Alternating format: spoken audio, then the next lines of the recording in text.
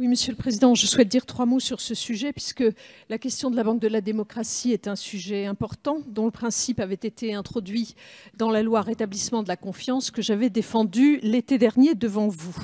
Le gouvernement s'était engagé à étudier ce sujet de près afin de mesurer si l'institution d'une structure bancaire, par définition assez lourde à mettre en place, était de nature à répondre aux difficultés de financement de certains candidats ou de certaines formations politiques.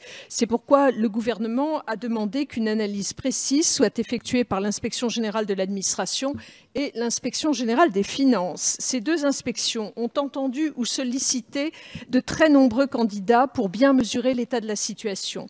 Les conclusions de ce rapport sont que les questions, notamment d'accès au crédit, relèvent moins d'une absence d'offres bancaires que viendrait combler la Banque de la démocratie, que de questions d'information ou de délai qui pourraient être réglées par le médiateur du crédit qui, lui, a été institué dans la loi Confiance de 2017. C'est la raison pour laquelle l'ordonnance qu'il était envisagé de prendre en vertu de l'habilitation qui avait été donnée par la loi Rétablissement de la confiance ne l'a pas été.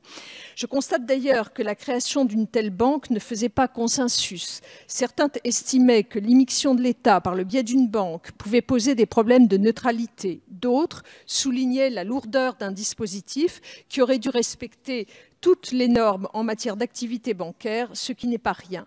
Enfin, je rappellerai que chaque année, l'État verse plus de 60 millions d'euros aux partis politiques au titre de leur financement public. Avis défavorable.